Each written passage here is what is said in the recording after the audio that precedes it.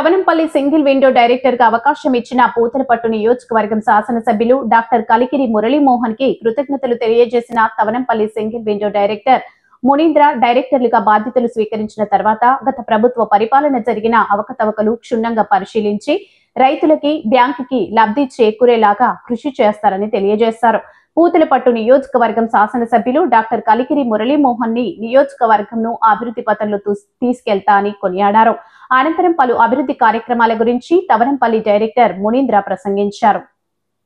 నాకు single window డైరెక్టర్గా ఇచ్చినందుకు కలికిరి మురళీమోహన్ ఎమ్మెల్యే గారికి నా ప్రత్యేక ధన్యవాదములు.